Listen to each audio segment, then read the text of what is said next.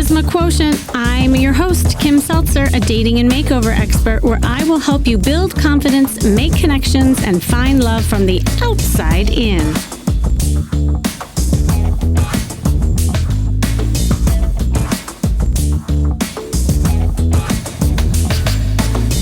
What if I were to say to you, just visualize and design and manifest the man and woman of your dreams? Maybe you think that if you just close your eyes, say a little chant, sprinkle a little magic fairy dust in the air, your soulmate will poof appear.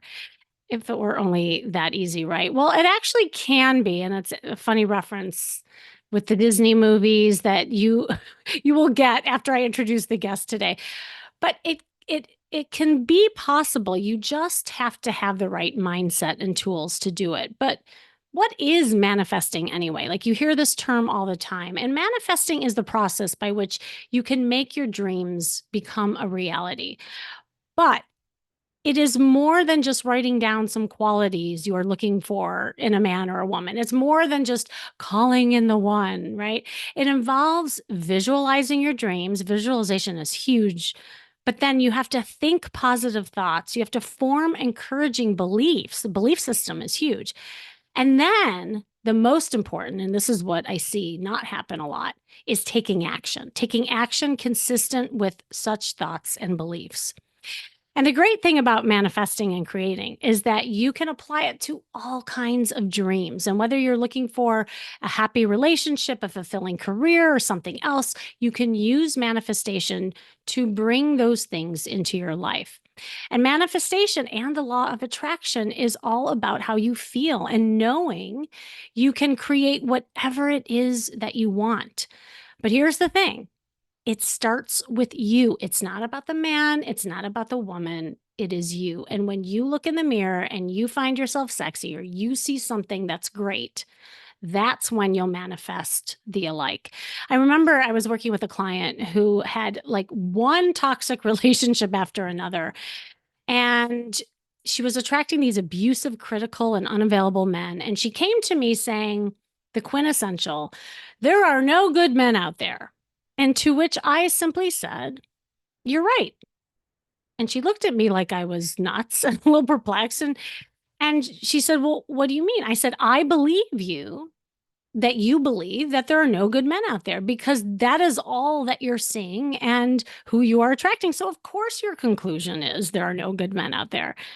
And here's the thing. After digging deeper, growing up, she had a father who was highly critical and emotionally distant, who never was really there for her. So the no good men mantra started at a very young age, as it often does. And when we started coaching together, the work started with her believing that she was good enough to attract a good man. She didn't hear that. She wasn't used to that. She had to get used to that.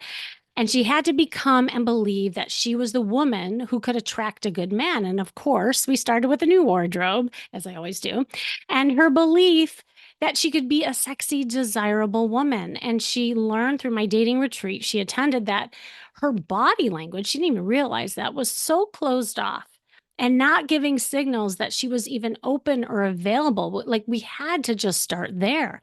And after unpacking her limiting beliefs, it was getting really crystal clear on what she wanted, defining what a good man was all about. And then it was only then that she could really visualize it. She just didn't have that experience. And every day I had her not only write out the quality she was looking for, but create a vision board. We actually used Pinterest, and just like really see it in front of her and the different parts and what she wanted. And in the end, it was so funny because she ended up creating and manifesting this guy who had so many things on her Pinterest board. Like, she thought it was like voodoo, voodoo work. But I said, "You created it. This was all you. It had nothing to do with anything else." And she really found that this guy was different than any of her other guys and was so happy to be in a healthy relationship. And she admitted that all the quality she was hoping for was there. She literally designed her dream partner, but she had to become the person she wanted to attract. So, joining me today is someone who knows a thing or two about designing his awesome life, and who will help me talk about designing your dream dating and love life. He is an award-winning director-producer who has worked on animated films and shows for over 20 years with top Hollywood studios, including Disney, Dreamworks, Netflix, Amazon. Have you heard of those things? And travels around the world as an inspirational speaker, sharing transformative tools of clarity, tenacity, resilience, and discipline to empower others to give their dreams and life of they're awesome. And he is an empowering life coach now and a podcast host of the Life of Awesome, a motivational podcast. I'm so lucky to have him here on the Charisma Quotient. Welcome, Saul Blinkoff. Are you there? Thank you. Hey, Kimmy. Thank you so much. So happy to be here to see you again. We met in person a couple years ago, but nice to see you on Zoom. Anytime with you is a good time. Well, I feel the same about you. I'm like immediately when I saw you speak, and by the way, you are very motivational. Um, Thank you. yeah, there was this instant draw to you, and also like just what you do in your messages, I think are so synergistic with especially this topic that we're going to talk about. And I know you shared a little bit of your story, obviously, with me, and I mean, you can see it on your website, but I actually don't know all of you. Like, I would love to hear kind of the backstory of you and what motivated you to be this like awesome guy and do Wow. what you're doing now. Thank you. Yeah. I mean, look, I grew up in New York. My first love was drawing. I was a kid, like all kids love to draw. I was going to be an artist when I grew up. My mom would take my artwork and put it on the fridge, which I always say is the greatest gallery your artwork could ever hang, right? Forget the Totally. MoMA, the Metropolitan Museum. No, no. Mom's fridge, that's where you knew you would accomplish something in the art world. And look, I was going to be an artist, and then I was 11 years old, and I went to the movies, and I saw a movie that changed my life. I saw the movie E.T. I'm Oh, sitting in the theater, and I get goosebumps now, even just thinking about it. I mean, the music, da, da, da, da, da, da. He's on the bike flying by the moon. It's amazing. And at the end of the movie, I tap my mom and I say, Mom, that's what I want to do someday. And I remember my mom looks down at me and goes, What, you want to leave planet Earth in a spaceship? And I'm like, No, no, no. I want to make movies. And I didn't grow up in Hollywood. I didn't even know, by the way, that that was a job that you could have. All I knew is when I looked up to that screen, it spoke to me, it called to me. And so I went to a building that my kids, I have 4 kids, will never go to. It's a building that we used to have in the olden days to get information. It's called a library. Have you heard of one of those? Yeah. Yeah, I they used to go to remember those. that. Yeah, Yes. before the internet. Yeah, the olden days, my kids always say. So I go to the library and I get books on lenses, cameras, storyboarding. I found out that Steven Spielberg, the director, made movies on the weekends. So I got a film camera. My older brother, my twin sister, I started making movies, murder movies, monster movies. I remember one time I made a kidnap movie. We tied my sister up to a tree really tight. Afterwards, we shot the scene. We go into the house. I show my parents the movie. I remember my mom going, I like the movie, but where's your sister? I go, well, she's still tied to the tree. What's wrong? you know? So like I was going to be a filmmaker. And then I get to high school and I'm walking the halls of high school one day. Somebody comes up to me and says, what are you going to do when you get out of high school? I said, well, I'm going to be a filmmaker. They're like, no, you don't want to do that. I said, yeah, I do. They go, no, you don't, because if you do that, you're going to have to move out to Hollywood. And Hollywood is filled with strange, weird artist types, weird people. Is that who you want to hang out? Is that who you want to be? And I'm like, no, I don't want to end up weirdo. And I'm telling you, Kim, right then and there, I gave up on my dream because Oh, one person told me I would end up a weirdo. And, look, of course, today I do live in Hollywood and my 4 kids would tell you daddy is a weirdo. So much for that. But yeah, at but that in such point, a good way too. thank you. I love that. But look, at that point in my life, I was very impressionable. And for everyone listening, take a moment and think about that. Think about in your life how often you have a vision of a place you want to go or a person you're trying to become, a vision for yourself. And we often allow others to change the trajectory that we're on. And there's a message that I share a lot to my kids and to myself. And that is never, and I mean never, allow anyone to define how you feel about yourself. Hmm. And a lot of people hear that and they're like, yeah, yeah, I hear that. That makes sense. I don't do that. I'm like, oh, really? You don't do that? Hold on a sec. When you post something on Facebook, you post a vacation picture or food you ate or something, or yourself wearing some clothing, and people start writing the good comments. How do you feel? I feel good because we allow others to affect how we feel. And if they don't like your post, if they don't give you a heart or the emoji you want, how do you feel? We have to learn how to love ourselves and have that self-respect ourselves. It's one of the things you talked about in the introduction, which was such a beautiful introduction, by the way. Your wisdom is unbounding, it's beautiful. And it's so important that a lot of times we think that work is out there, but it really starts in here. Well, look, I was impressionable. I was a teenager and I gave up on that. But I was very fortunate because I have very supportive parents. And my parents said, what are you going to do then? I go, well, I'll go back to drawing. So my parents hired an art teacher to come to our home and teach me to draw from life. A private teacher was amazing. She'd set up a bowl of fruit and she'd teach me oil pastel and painting and colored pencil, all these mediums. And I'll never forget one day she goes, you know what I want you to do? She goes, I want you to go to restaurants and draw people in cafes. Just sit on the corner with your sketchbook and draw people. And I said, why do I have to do this? She goes, because drawing is about seeing. It's about developing your eye to look at the world a certain way. It's not copying. It's choosing what lens you choose to see the world. And by the way, we all choose a lens every day. You know, you could be driving to work. Somebody cuts you off. You're angry. You're upset about it. I could get home and I could tell my wife, I could tell one of my buddies, hey, you're not going to believe this. Somebody cut me off. What a rude son of a whatever. And I can get angry. Yeah, you could choose that lens, or there's another lens. I could come home and tell my wife, I could call one of my buddies up and go, you're not going to believe what happened to me. Today, somebody cut me off and they didn't even touch my car. Thank God I'm alive. Thank God I narrowly escaped an accident and I'm fine. And it could be the greatest day of your life if you choose that lens. And that was what my art teacher taught me. And so I got all my drawings together, right, Kim? I put them in a portfolio. I bring them to my teacher. She looks at them and she goes, I'm noticing on every drawing you did of a person in a cafe, every one of them is missing hands. Did they not have hands in the cafe? It must have been difficult for them to eat. I said, no, they had hands. She goes, well, why didn't you draw the hands? I said, well, because drawing hands is very difficult. She goes, oh, it's hard? Okay, good. You know what you're going to do? Every single night before you go to bed, you're going to draw your hand from a different position. And that is exactly what I did. And in 3 months, I got really good at drawing hands. And she taught me one of the most valuable lessons in life. Have the singular mindset to turn your weakness into your strength. Because if we're going to grow in life, in anything, then our weaknesses and knowing those weaknesses are nothing less than the answer key to growing, right? Look, I grew up in the 90s. What that means I know who the greatest basketball player to ever play is. Kim, who's the greatest? Who's the GOAT? I mean, Michael Jordan, sorry. Yeah, you got it. Boom. And if any of A you Chicago listening, girl, of course I'm going to say that's that. right. Yeah. And if any of you listening think it's, LeBron, this podcast is not for you. You can turn it off right now. So like Michael Jordan, first year in the NBA, this is a true story about him. Many people don't know. He's already Michael Jordan. He's already Air Jordan, sneakers made, posters everywhere, making millions of dollars. After one game, a sports writer comes up to him and says, Michael, you're a scoring machine, but your defense is not so strong.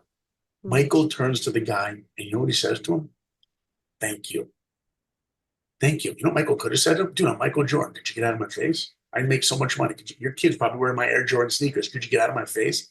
But that's not what Jordan did. He thanks the guy. And in Michael's head, he heard one thing. Something I'm doing is giving that guy the perception that I don't have a defensive game. I guess I better work harder on defense. And he did. And 2 years later, one player, only one, was named Defensive Player of the Year, Michael Jordan.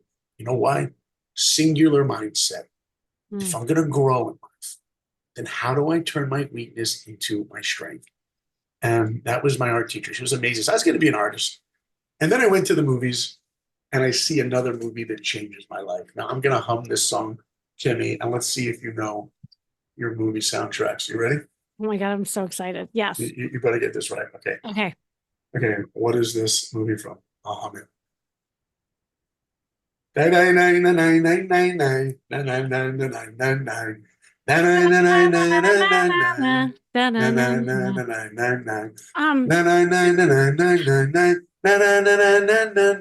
Everyone's screaming at their radios. Oh my God. Oh my God. Ba, ba, ba, ba, ba, ba, ba, ba. What Da-da-da-da. more is you looking for? Under the See, sea. Little Mermaid. There you go. Boom. Disney princess, you could stay. It's like Okay. I knew the song, I was seeing everything, and I Right? The just seaweed couldn't. is always greener in somebody else. So I see that. Oh, The love Little that Mermaid. movie. It's Yes. 1980, whatever, late 80s, olden days, like my kids say. And I'm looking up to this screen and it calls to me. And I tap my mom at the end of that movie and I go, Mom, that's what I want to do. She's like, What, you want to fall in love with a fish? And I'm like, No, I want to work in animation because animation combined my two passions, my love of drawing, my love of filmmaking, put them together, animation. And plus, I found out that Disney had a studio in Orlando, Florida. I don't have to go out to LA. So there I was, junior in high school, and I knew what my dream was. My dream was to become a Disney animator. And sometimes people ask me, what is it about the little, what is it about that movie that changed the trajectory of your entire life? It was in one moment in that movie. It's the song, it's called Part of Your World. She's in her grotto under the sea and she's singing about what she wants. And she sings, I want to be where the people are. I want to see them dancing. Remember? Love that song. Walking around alone, right? Na, na, na. So there's one lyric in that song where she goes, and what's a fire and why does it, what's the word? Burn. Remember that? Yes. And the animation in that moment, Glenn Keane, who you've never heard of, he's the greatest Disney animator that ever lived. He animates Ariel. What does she do? She doesn't go, what's a fire? Putting her finger to her temple thinking, and what's it? Why does it? What's the word? Burn gets the idea. No. Mhm. She says, what's a fire and why does it? What's the word? And then on the word burn, she takes her hands, puts them together over her chest, arches her back, closes her eyes, and says, burn with everything she has inside her. And in that moment, it wasn't a story about some teenage girl that is curious about fire. Because if Mm. it was about that, we wouldn't be talking about that movie right now. Mm. That movie had something primal in it that everyone feels. You know what it is? You know why she wants to understand the world around her? Because the more that we understand the world around us, the more we will understand our place in the world. And the fire that she was concerned about was the one inside. And that's what I related to. I'm like, I have a fire in me. I want to understand my potential in the world. And it talked to me, and I felt something real. It went away from drawings and color, and it Mm. spoke right to my heart. So I had this dream to become a Disney animator. And the only problem is I didn't know how to do it. Today you want to be a Disney animator, you go to Google, you type it in, you'll find out. There was no Google. So my mom takes me to Disney and walks me around Disney World to ask the Disney employees how her son could be a Disney animator. We're getting on the It's a Small World boat ride. I'll never forget. And the Disney lady's like, how many your party? We're like two. We're stepping on. My mom's like, by the way, my son wants to be a Disney animator. Can you help? It was so embarrassing. And the lady's like, ma'am, this is a boat ride. Like, we don't hire animators Mhm. here.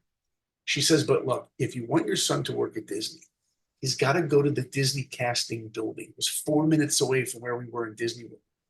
Can you imagine how beautiful and imaginative and whimsical a Disney office Mhm. building must look? It was amazing. It had the doorknobs from Alice in Wonderland, the ones that talked. They were made out of brass. I open up the doors. I walk into this atrium. Gold statues of Mickey, Donald, Pluto, Goofy. Even the air was like, had a smell. I'll never forget. It had like pixie dust in the air. It was amazing. Finally, she calls me for the interview. I go, hi, my name is Saul. She goes, can I help you? I'm like, yeah, my dream is to be a Disney animator. She goes, well, we don't hire those here. I said, well, who do you hire? She goes, we hire people that work the rides, people that hit the buttons that make the teacups spin around or that make Space Mountain go up and down. I'm like, that's not my dream. She goes, well, hold on a second. She walks out, comes back in 2 minutes later and hands me a piece of paper that became the most valuable piece of paper I have ever held in my hands. It was a list of 8 schools, 8 art schools that Disney recruits their artists from. And she looked at me and said, if you want to be a Disney animator, you need to go to one of these schools. Boom, that was it.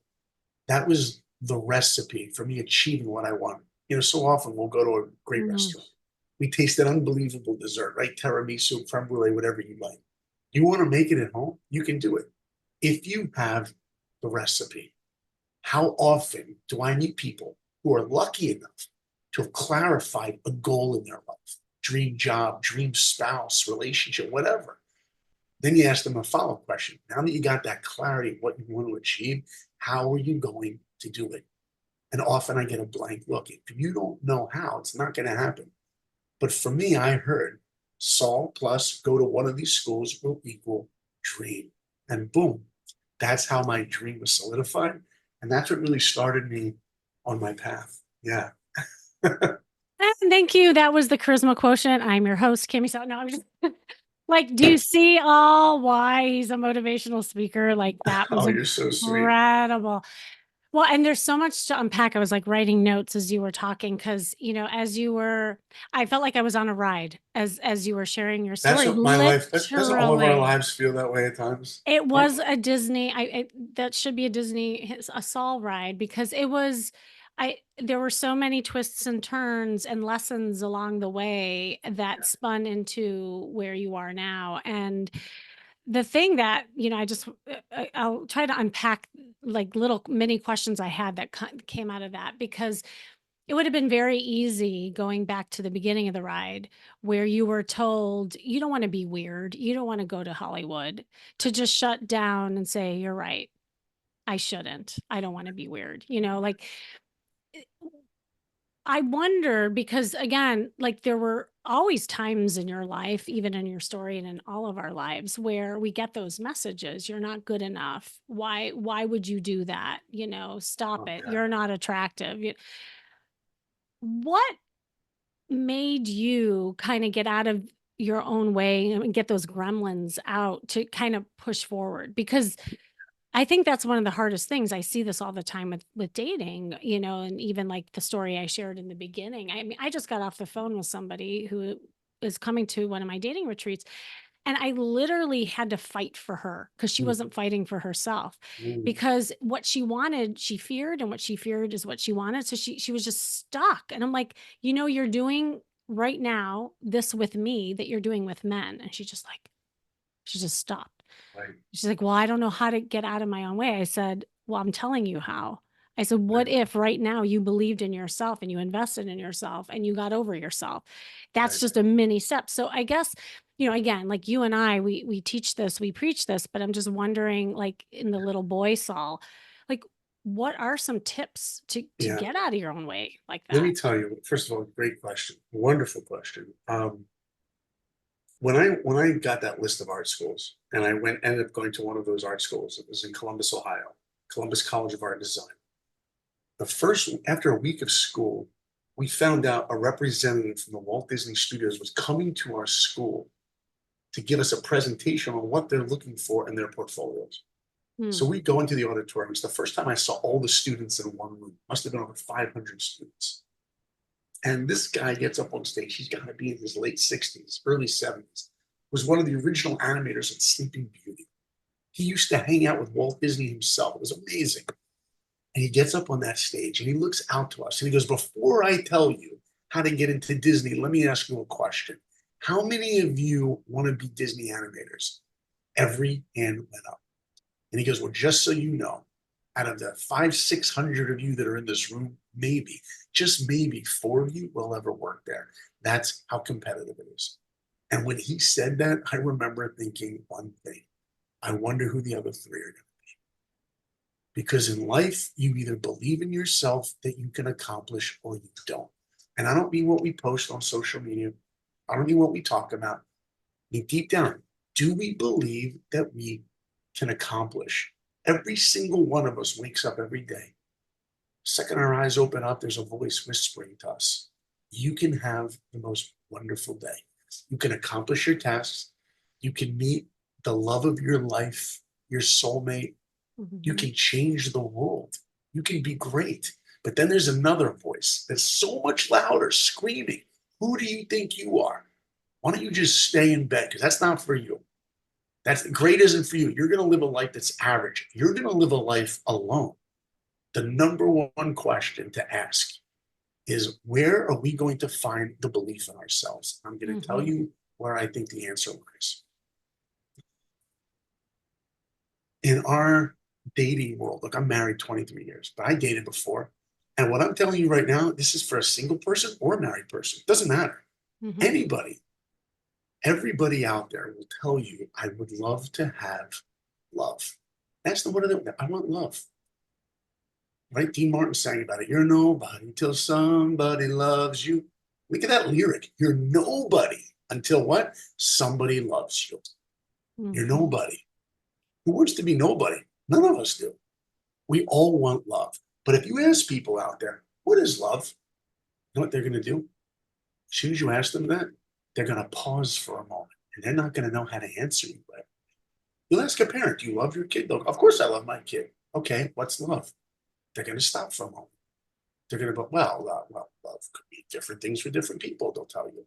Or they'll tell you, I love things differently. Yeah, I love Coca-Cola. It's a great drink. I love the taste of it. I love my kid. I love my spouse, my dog. If we're so hungry for love, then we need to be able to clarify what love really is and what it isn't. So I want to share a definition that I really subscribe to for love. Mm-hmm. Love is to identify and appreciate the positive attributes of something. Let's break that down for a second. Love is to identify. So what does that mean, identify? How long does it take to identify something? A second. A second. If I hold up a glass, I say, what is this? You go, it's a glass. It takes you a second to identify it. But the definition is to identify and appreciate. Appreciate something, it takes more time. You know when you're going to appreciate that glass? When you're thirsty and there's no glass around and you need something to pour it into. Appreciation takes time. And what do we have to identify and appreciate? Here comes the magic.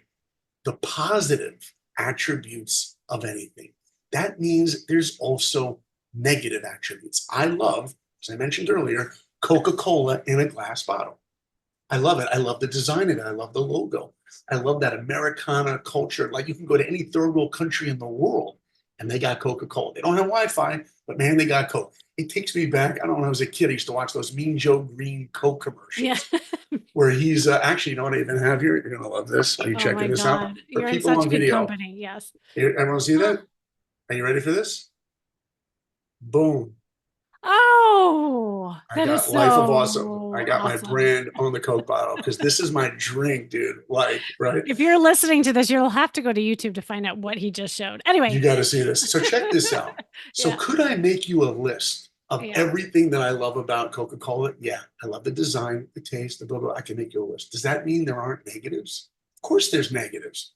It costs money. Not a lot, but it adds up. It's got high fructose corn syrup, not so healthy. Or if you're getting the Coke from Mexico, it's sugar, not so healthy. That means the list that's positive is this long, it's huge, and the negatives, there's a couple. Love is to identify and appreciate the positive attributes. So now I want everyone listening, take a person in your life that you love. Think about a person right now. Think about, you got them? All right. You think about that person. Could you make a list of all the positive attributes of them? Of course you could. Does that mean there's no negatives? Of course there are, because none of us are perfect. But what we're doing is we're choosing to identify them with the positive attributes. And when we're dating, what we usually do in the beginning is we only see the positive attributes, right? Think about a man's perspective. And I'm going to generalize men here for a moment. I'll talk about me. When I met my wife, this is true. The first date we had, Yeah, I we wanted to stayed know up. about your story. Yeah. We talked for hours, Mm-hmm. hours. And the next day I call up my buddy. I'm like, dude, I met this girl. And we stayed up. We talked for hours. Amazing. Awesome. My wife and I are married 23 years now.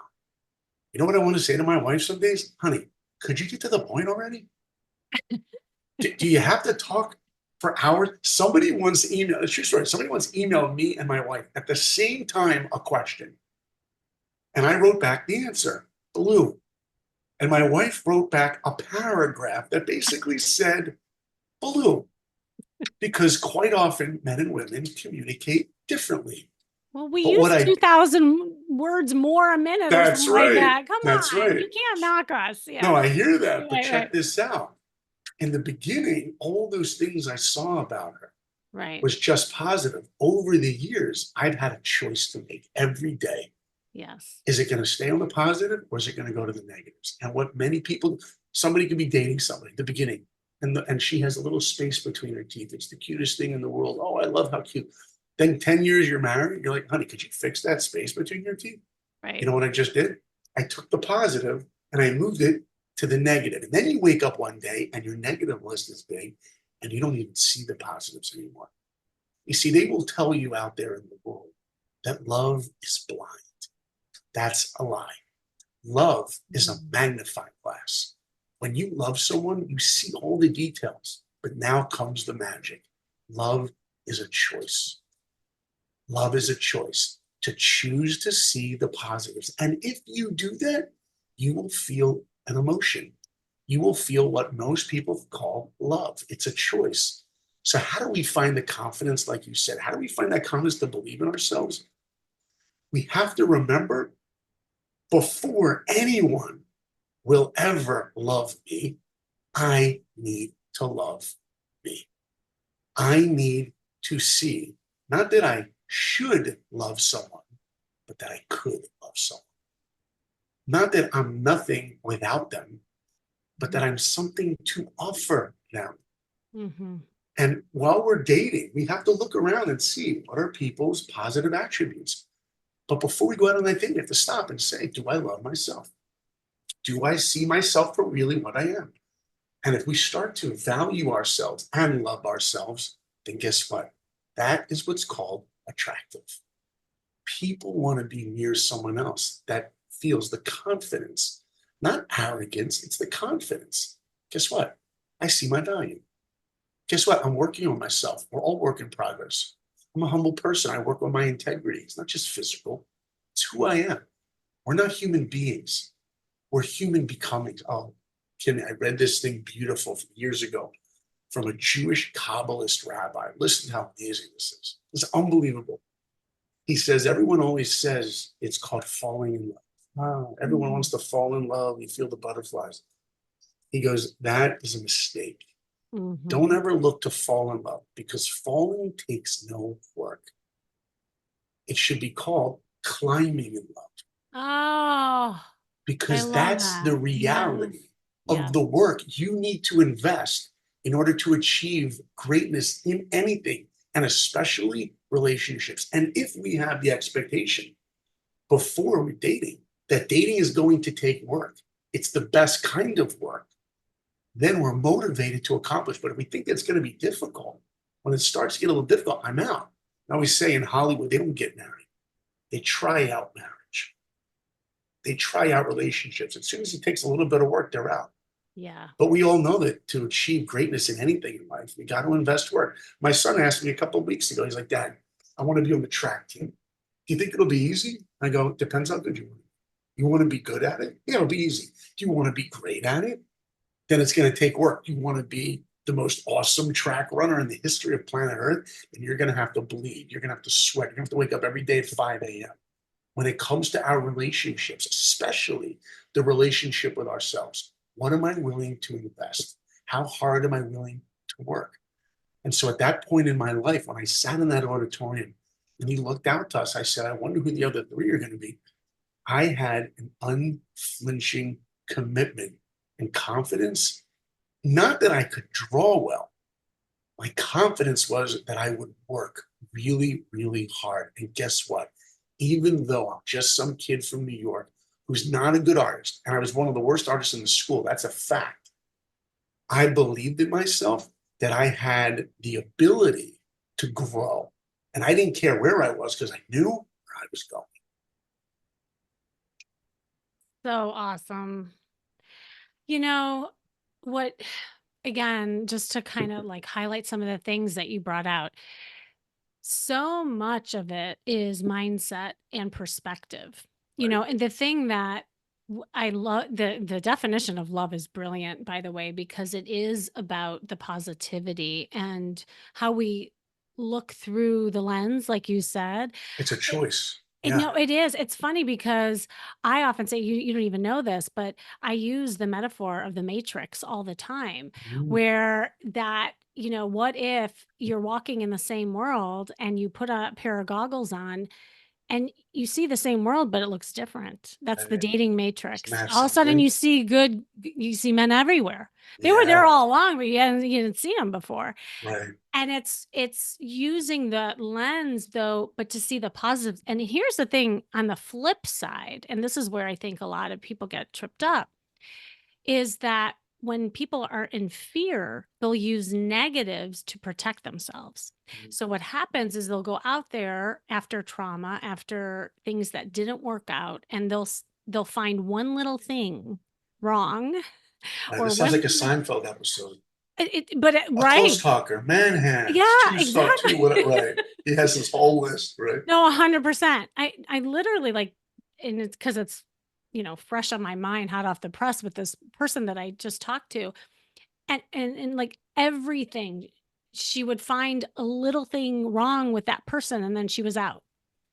But she realized she was doing this as a protective mechanism. She Beautiful. didn't want to get back into another abusive narcissistic relationship. Right. And so it was easier to see that and protect herself, but yet she wanted something more. So uh, your message is really, really important. I hope you listening take notes, because when you start seeing the world in a positive light and everything is like abundant, and you look in the mirror and you only see great things, and even the bad things, I will go so far to say, are really great, Yeah, right? because they're all Because opportunities to they're all grow. opportunities. Right. And the other thing about your story, the ride that you took us on, is that every time you leaped and you grew, you leaned into a state of discomfort because that's the only time you change. Yeah. Gotta We get don't out of our change comfort when zone. we're comfortable, right? So So true. even like with Michael Jordan, like everything, like, so we should embrace when we get rejected. I do air quotes because I don't believe that there really is such a thing. It's just experience that something didn't work. Great. I'm so That's happy I right. figured that out. But it's Right. the conversation we say out loud, both to ourselves and to others. And you're right. That's what becomes so attractive Right. And because, when I tried to get into Disney my sophomore year, I got my best drawings together. yeah. I sent him to Disney just so you know, I got rejected the first time. And another year Wow. goes by, and me and my best friend Andy, we both put our portfolios together again. He gets into Disney on his first try. On my second try, I got rejected again. And the second time I tried, I got rejected. Andy goes off, my best friend, to Disney World, happiest place on earth. I'm back in Ohio in the freezing cold, bitter cold, gray That is skies. not the happiest place. No, I'm telling you, no offense to my Ohio listeners, I love Columbus, but it was a depressing time for me. I thought it was the most depressing place on earth. It was freezing cold, and Andy was in Florida.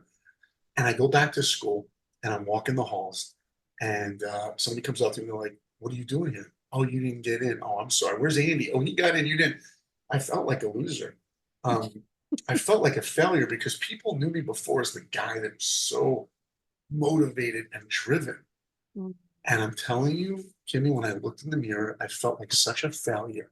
And yeah. then I came up with the most brilliant way to take that feeling of being a failure away.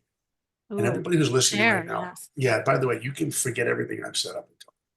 You can forget it all. You want to walk out of here with one idea to apply to your life. This is the idea. If ever in your life you fail, and we will fail because we're human, you do what I did and the feeling will go away like that. You know what I did? I gave up.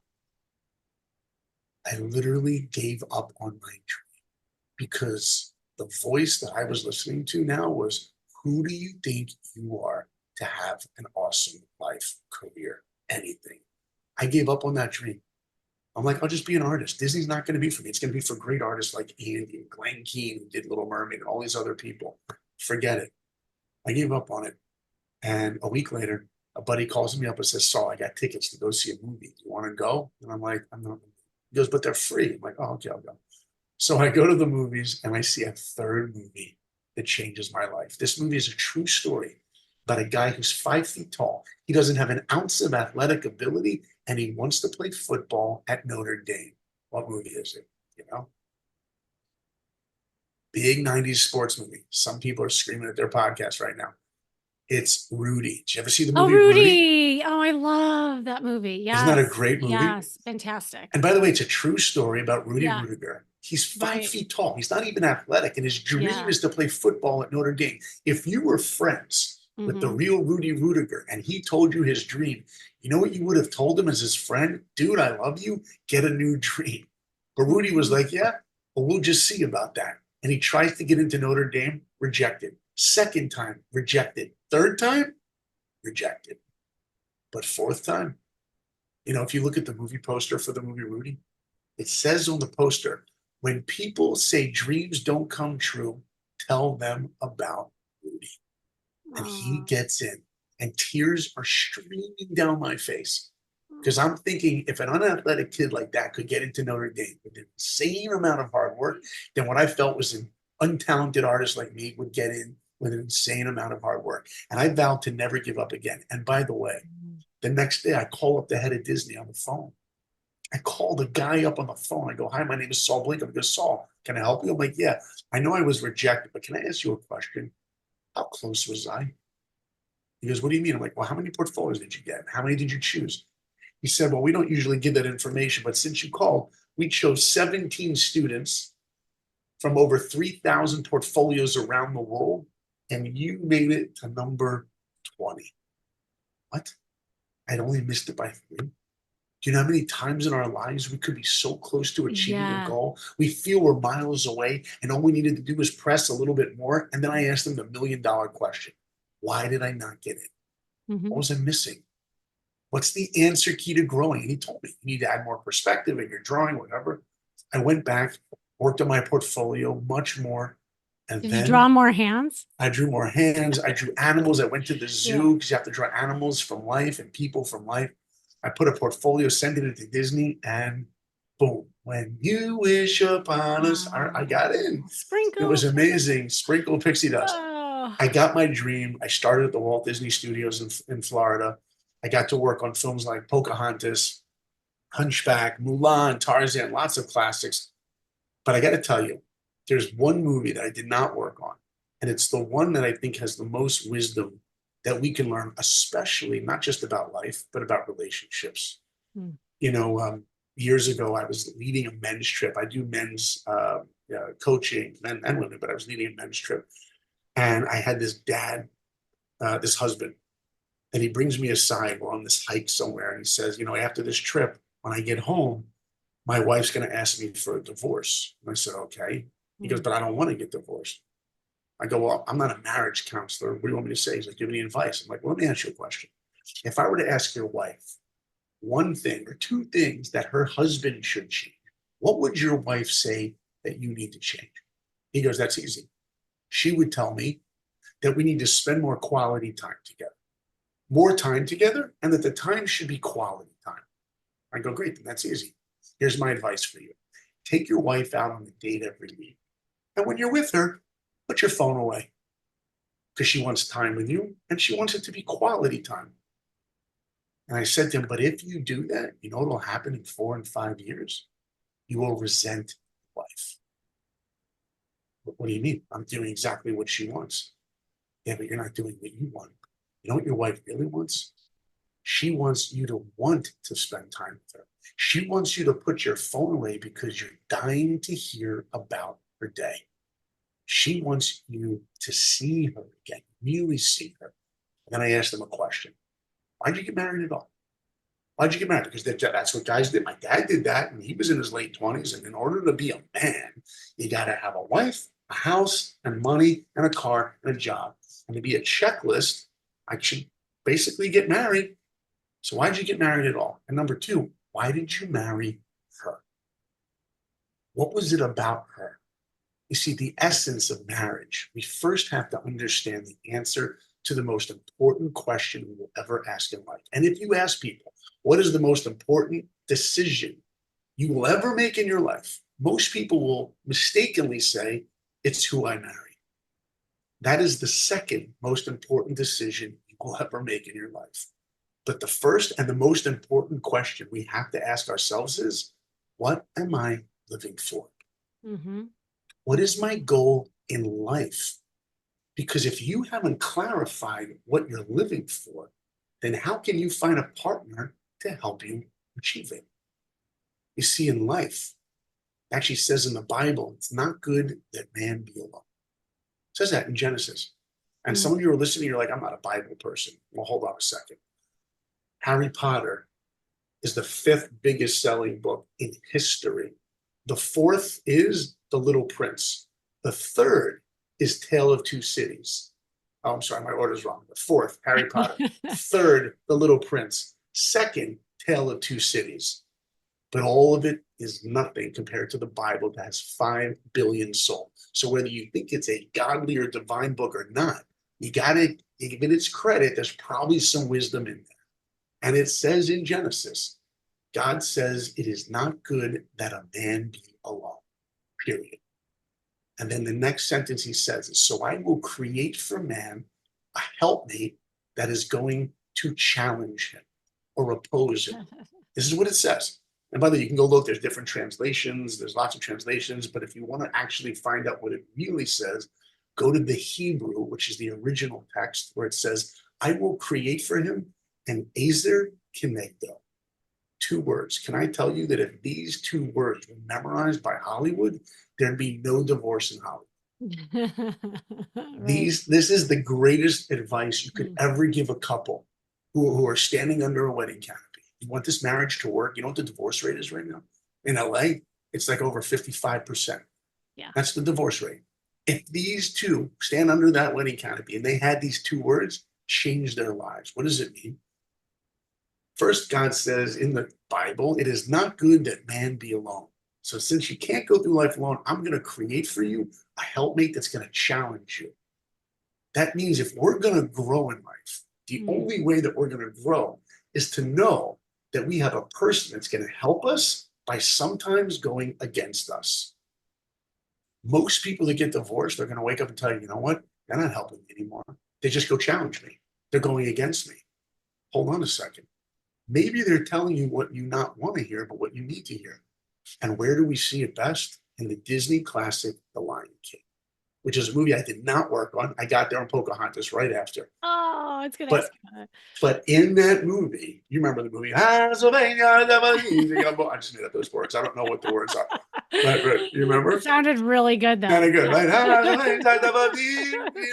know what I'm saying. But okay, Circle Are of you a Life. singer too on top of all No, this talent? Oh, please. I sing. It doesn't make me a singer. okay. Um, unless dear Evan Hansen is on in the car, and then like Uh, when you will be found, whatever the song is, like Daddy singing at the top of his lungs. You right. will be found. Great song. Anyway, or Greatest Showman, we do that too. So check this out. In The Lion King, Simba wants to be king. He thinks being a king is he can do whatever he wants. And Mufasa, his father, says, Simba, there's more to being a king than getting your way all the time. Simba's like, there's more. What could be better? And then dad dies, remember? Because it is a Right. Disney movie. They have to kill off a parent Of always, course. right? Yeah. And he does. Spoiler alert if anyone's listening. Brother, if you're listening and you haven't seen The Lion King, you deserve to have it spoiled because the movie came out like 35 years ago. So Simba goes off and lives in Hakuna Matata world. Remember that? Hakuna Hakuna Matata. I Matata. know. What a wonderful phrase. Do you remember what Hakuna Matata means? No, actually, I forgot. It's in the Uh, lyric. It says, it yeah. means no worries Oh no, for where? the Yeah. rest of your days. Hakuna Matata means no worries. Do you know who wants a life of no worries? All of us. Yeah.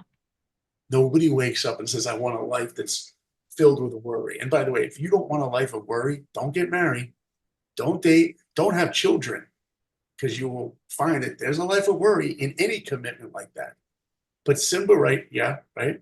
No, but can I just say something about it? Because that's where I Yeah, was gonna go with it, is that, I think at the end of the day, nobody wants divorce. Nobody wants to be alone, but then life happens and there are people who are not good for each other. But then, sure. trauma happens, then the walls go up, and then, a lot of people are in a state of fear.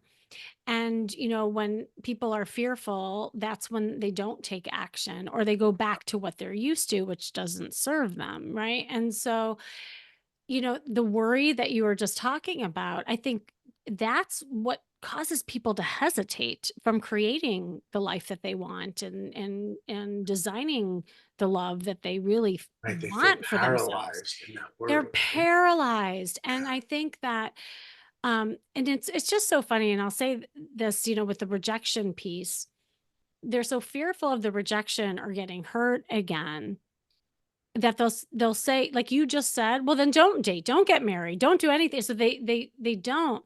But then what I say is like, but you're already bad. Like, what could get worse? Like, it's Right, already bad. right. Why not What you're try? fearing, you're already in. And you right. And so when they stop and really think about it, they're doing so many things to not move on and create this when really they're the most miserable they have been. And so again, looking at things differently, and when you can look at all of this stuff as opportunity to change, Oh, you for know, sure. And in that's that it. movie, by the way, Yeah. you'll remember after Mufasa dies, Simba goes off and lives in this Hakuna Matata existence, and it's Yeah. beautiful there. Right. It's lush. There's waterfalls. He sleeps in a hammock. He hangs out in a jacuzzi. It's like Hawaii. We all would love to live there. But here comes the magic. Who shows up at the end of the movie and finds him living out there alone? Nala, the girl, the lioness that he grew up with, but now she's all grown up and she's She's looking beautiful. hot. She's looking hot, right? She's got the eyelashes now. She's batting her Right? She's eyes. dressing They well. they sing their song, Can You Yeah. Feel the Love Tonight? Right? They're Right. rolling around, the sun Mhm. is setting, and there's that scene where they're about to like make out. We always cover our Uh-huh. kids' eyes. They're like, Mom, Dad, they're Right. lions. I'm like, still inappropriate. Don't watch. And then after they roll around and sing their song, they decide to talk. And I was like, yeah, maybe it is a good thing to actually speak, not just jump in the hay and roll around. Maybe you should speak for a minute first. And she's like, Simba, it's good to see you, but you got to come back with me. He's like, Hakuna Matata, look where I live. Why would I leave this? She goes, maybe I didn't make myself clear. Scar, your uncle, has taken over everything. And if you don't come back with me, everyone's going to die. You are responsible. And you know what he says? Hakuna Matata. I'm staying right here. Why would I want that? And Mhm. she gets frustrated and she sings, why won't he be the king I know he is? The king I Mhm. see inside. You know what she's really saying? When are you going to wake up? When are you going to see the greatness? You know who she's really speaking to? All of us. Yeah. When are we going to wake up and actually see the potential of our lives? That we don't have to settle for a life that's good or even great, that we can have a life of awesome, and that every aspect of our lives can be awesome. Our relationships, our job, just waking up and being excited to get out of bed and be alive. She's saying, when are we going to wake up and see our potential? And then you know what she does? She leaves him. Wait a minute, you're leaving? You just rolled around with him, you sang your love song. Remember, I told you in the number one bestseller of all time, it says, it is not good that man be alone. Mhm. So I, God, will create for him a helpmate that's going to go against him. And you know what Nala does? She goes against him. And Mhm. Simba actually says right before she leaves, you're beginning to sound like my dad. She goes, at least one of us does. And she leaves. Mhm. But you love him. Yeah, but I love who he really could be, his Mhm. potential. He doesn't even see it in himself. He needs to see it in himself. And so she leaves him. He's left alone. Rafiki comes, hits him on the head. Simba looks and sees the reflection of his father in the water. He looks up to the heavens and sees his father in the clouds and hears Mufasa say, remember who you are. He hears that. Remember who you are. Don't you remember? Don't you remember that person that believed in himself? Don't you remember that person that looked in the mirror and you loved yourself? Did you ever go through life and you had that moment where you saw it? Don't you remember who you are? And Simba goes back, defeats Scar, and Lion King becomes the biggest animated movie in history, BF, before Frozen. Oh, I was gonna say F. And you know why it becomes the biggest movie? Not because we love movies about lions. No, Mm. because that movie gave us a taste of what greatness really is. You know what it is? Mm. It's waking up with the mindset that I need to take responsibility for the world. And at Mhm. the end of the day, every single person listening, every single person alive has to ask themselves a question. Forget about marriage, forget about dating. First, get in touch with you. What is it that you're living for? What is your goal of life? How will you wake up every day and take your passions, your abilities, your trauma, your pain, your convictions, and use all of that to take responsibility for the world, to give to humanity. That's called purposeful living. Don't think that life is about being happy. Happiness is usually contingent on outside experiences. If I meet my soulmate, I'll be happy. If I get another zero in my bank account, I'll be happy. There's something so much sweeter than a life of happiness, and that's a life of meaning.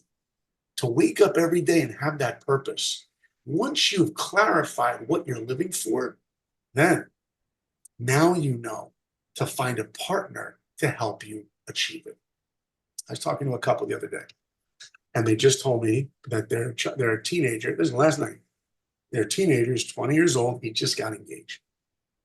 And he got engaged, and he's going to get married. And I go, when's the date? They go, well, probably not for like 2 or 3 years. I'm like, he's going to be engaged for 2 or 3 years? Why would he wait? And this is what they said. They said, well, because he wants to get his finances set first. He wants to make more money. And I go, oh, so basically he's telling his future wife that I would only marry you if I have a certain amount of money in the bank. Does that mean if he ever loses his job and loses his money, he's going to get divorced? Is your relationship really contingent on money? As a matter of fact, if you don't even have money, that's the best time to get married, because your wife or your husband will help you believe in yourself, accomplish what you're meant to be, to get back on the track to get money. Do you want a partner for making a living, or do you want a partner for making a life? Because as Billy Crystal says beautifully in When Harry Met Sally, the greatest rom-com in the 90s, when you realize you want to spend the rest of your life with someone, you want the rest of your life to start right now. Lion King teaches us we need to remember who we are. It's exactly what you said in the intro, Kimmy. I'm just giving you a fun Disney reference to highlight it, but you nailed it right in the intro. So here's my advice for everyone. Yeah. Listen to Kimmy's intro and her outro and forget the rest of it, and you'll be fine. Absolutely not. Absolutely not. There's so much meat in between. And in fact, you're bringing it home and ending with where we began. And I feel like we should have some Disney music, like kind of closing the show right now, because it's just so. There we go. I need to have one of those machines, that Right. they play those music. And Oh, I see those. Yeah. oh my God. Anyway, I was going to ask for parting words of wisdom, but what more could there be? Like there was just so much there. And Thank you. thank you for, painting the picture, so eloquently of what people can do to get out of their own way to design the life that they want, because when they design the life that they want, that's when they'll attract the alike. I mean, that's exactly, we're talking about the same thing. And Yeah. it's also great to hear just people of greatness hearing about your humble life and like how you got here, because I think a lot of times people listening to people like you say, oh well, he was privileged, or he had it easy and I'm it telling you, wasn't I as was the hard for worst him. artist in the school. I was. And by Yeah. the way, don't think when you hear my story of how I got into Disney that it's a story of a really talented artist that got his dream. That's not what happened. I was the worst artist in the school who got his dream. Nobody wakes up great at anything. Right. No marriage takes no work. It's not the end of a Disney movie. If you really want to taste that greatness, you got to see the potential to work at something. And that's really where the pleasure comes in, isn't it? When we know we're working at it. Yes. I'm Yeah. married 23 years this February, Mm-hmm. and it's the greatest relationship of my life. And I can assure you, it's the one that's taken the most work. It's the best type of work, right? Right. Right. It's awesome. Saul, thank you so much. And I know you have an offer, and where can everybody find you, and just let us Thank know. you. So my website, Saul, Saul, Blinkoff.com, will give you a taste of everything. It's got my podcast. And by the way, the first guest I ever had on my podcast is the real Rudy Rudiger. How cool is that? No. Yeah. Oh, And I I got gotta to listen to that. tell him about how he impacted my life, which is so cool. Oh, that's So awesome. you should check out that episode. I actually edited all the music from the movie, and you get to hear him tell his story. And I'm still in awe of this human being, what he did.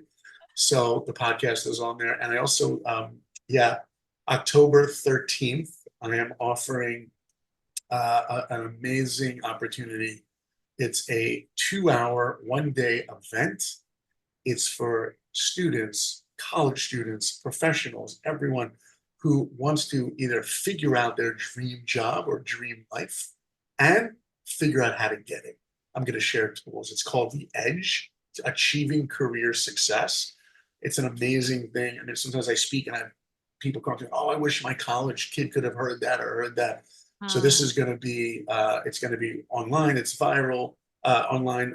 It's going to be on Zoom, not viral. It's going to be online, it will be and viral. I hope it'll be viral. But it'll be, from all over the world, people coming in for a 2 hour. I'm going to share tools and secrets and tricks and just a mindset to manifest that dream career.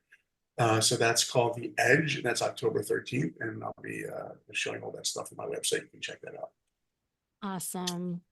Thank So you so great much, Kimmy. having I love you. connecting with you. You're amazing. I You wish you too. continued success in everything you're doing. You're making such an impact out there. And I also just want to thank personally everyone listening, your listeners, Mm. because every one of you who's listening should take a moment and really take pleasure in the fact that you show up to a podcast like Yeah. this, that you're listening to Kimmy and her guests share, because that already shows that you're serious about growing, that you're serious about looking at yourself and to be real and to grow.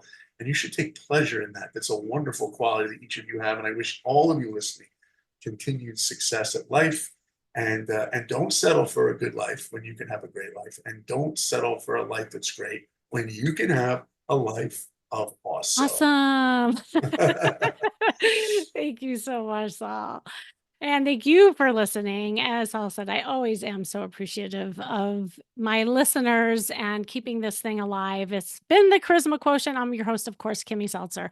And remember, you can build confidence, make connections, and find love from the outside in. And if you want to know more, go to my site, as always, kimmyseltzer.com. And if you are tired of not attracting the right people in your life, then hop on a personal call with me to help you map out ways you can design the love life you deserve. And I do have a retreat coming up, y'all. I only have a couple spots left. So, ladies, if you're interested, let me know. Men, if you want to be a bachelor there, holler. I'd love to see you there because that would be a next level action piece that would get you to where you want to go. Just click the link you see in the show notes to do that. And remember, working on you is working on your dating life. That's all for now.